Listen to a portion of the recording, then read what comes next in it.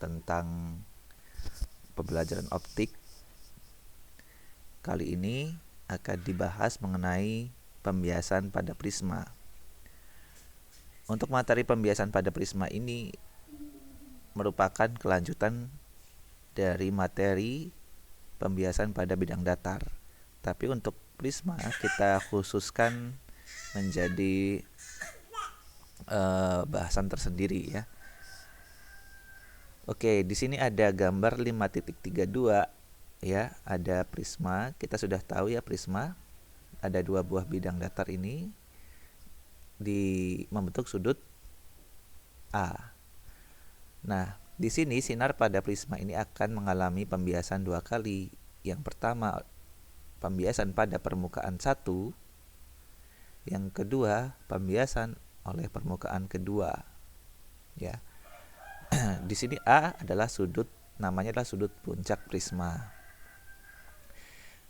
Untuk prisma ini besaran yang akan kita cari adalah deviasi, sudut deviasi, yaitu sudut penyimpangan diukur dari sinar datang sinar yang pertama ini. Kalau kita perpanjang nih, sinar datang yang pertama kita perpanjang ke depan, kemudian sinar bias yang di permukaan kedua kita tarik ke belakang, maka akan membentuk suatu sudut. Nah, sudut itulah namanya sudut deviasi ya. Jadi sudut deviasi itu diukur dari ini ya ke sini. Dari perpanjangan sinar datang yang pertama dan perpanjangan sinar bias yang kedua. Nah, inilah sudut deviasinya. Untuk sudut deviasi itu tergantung pada sudut datang ya. Jadi fungsi sudut deviasi bergantung pada sudut datang. Sudut datang karena dibiaskan dua kali, sudut datang ada dua, yaitu sudut datang 1 pada permukaan 1 dan sudut datang 2 pada permukaan kedua. Sinar bias pada permukaan 1 merupakan sinar datang pada permukaan kedua. Ya. Nah, ini sinar bias akhir membentuk sudut R2 aksen, sudut bias 2. Kemudian R1 aksen adalah sudut bias pertama. Kemudian di sini ada garis normal, garis normal pada permukaan 1, garis normal pada permukaan kedua. Oke. Kemudian kita akan hitung berapa sudut deviasinya. Kita perhatikan untuk gambar B ini, sebuah cahaya tampak akan terurai ya menjadi beberapa warna. Ada warna merah, warna kuning, dan warna ungu ya. Masing-masing memiliki besar deviasi yang berbeda-beda atau sudut deviasi yang tidak sama. Nanti juga akan kita hitung. Nah, kita khususkan lihat gambar A ini ya untuk menghitung nilai delta. Perhatikan gambar berikut ini. Ini kita khususkan untuk menghitung nilai delta ya. Yang pertama, sinar datang pada permukaan 1 dibiaskan membentuk sudut R1 aksen terhadap garis normal 1. Kemudian sinar bias 1 ini kita anggap sebagai sinar datang untuk permukaan kedua, yaitu dengan I2 sinar datangnya diukur dari garis normal permukaan kedua, kemudian dibiaskan dengan sudut bias R2 aksen. Di sini ada sudut-sudut delta 1, perpanjangan antara sudut datang dan sinar bias pertama. Delta 2 yaitu sudut antara perpanjangan sinar bias akhir dengan sinar bias pertama. I1 ya, sudut antara sinar bias pertama dengan garis normal 2 ya. Kemudian ada titik B, titik Q, titik R. Ya, ada titik T dan titik B. Oke, kita lihat dulu pertama di sini untuk menghitung deviasi tadi deviasinya di sini ya besarnya ya. Kita simbolkan delta. Ya, delta deviasi yang akan kita cari ini besar penyimpangannya. Untuk mencarinya kita mulai dari kita pandang segitiga BQR. Di sini segitiga BQR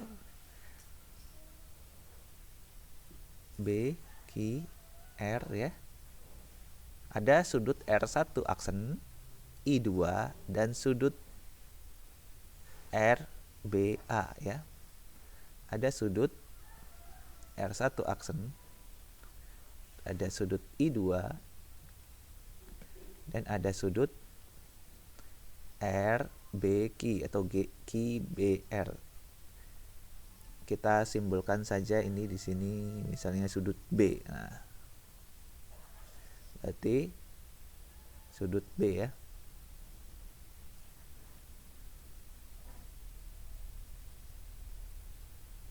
Kalau dijumlahkan nilainya 180 derajat. Kemudian kita perhatikan lagi segi 4 QBRA ya.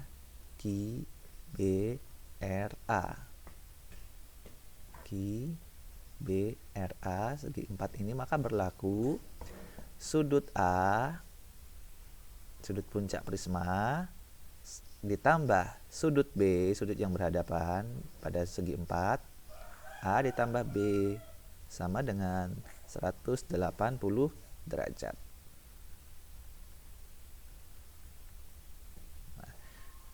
Sehingga kita bisa nyatakan B sama dengan 180 dikurang A. Nah, kita substitusikan ini ke sini. Maka diperoleh R1 aksen ditambah I2 ditambah 180 dikurang A sama dengan 180. Coret ya. A-nya pindah ke kanan sehingga diperoleh A sama dengan R1 aksen ditambah I2.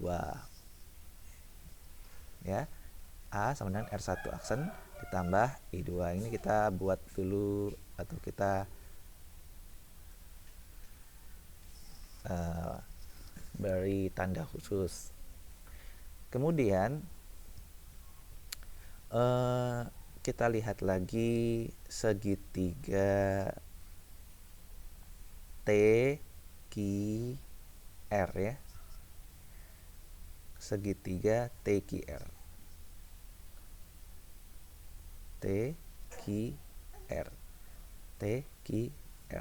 Oke. Segitiga TQR ini ya. Ini ada sudut T. Sudut delta 1, sudut delta 2. Oke. Ada sudut T ditambah delta 1 ditambah delta 2 sama dengan 180. Oke, sudut T ini apa hubungannya dengan sudut delta? Berarti T ditambah delta sama dengan 180 karena T ditambah delta adalah sudut berpelurus. Sehingga T bisa dinyatakan dengan 180 dikurang delta. Kita substitusikan ke sini sehingga kita peroleh 180 ditambah bukan ditambah tapi dikurang ya.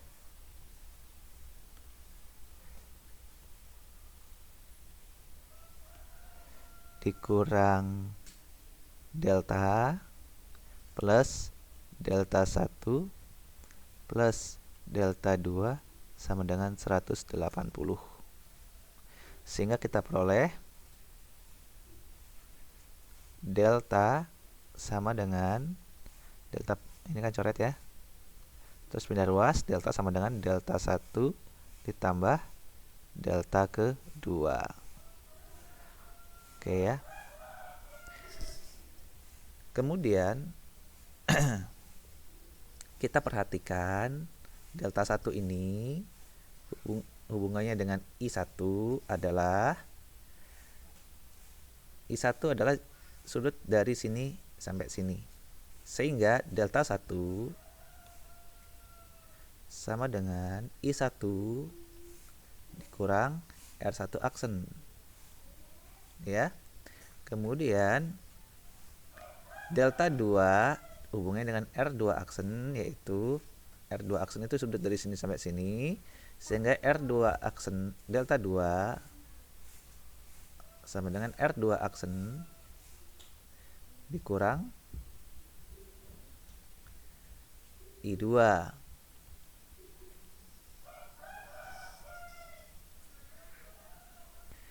Nah, delta 2 R2 aksen min I2.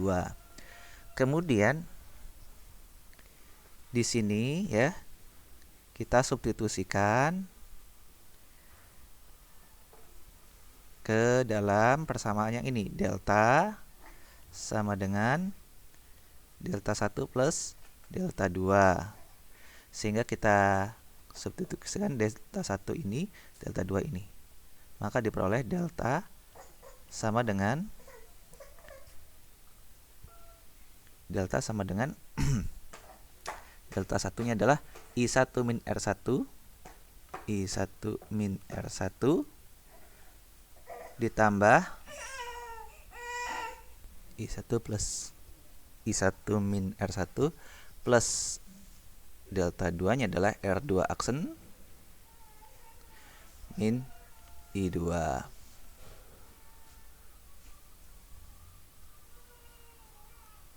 Ya. Kemudian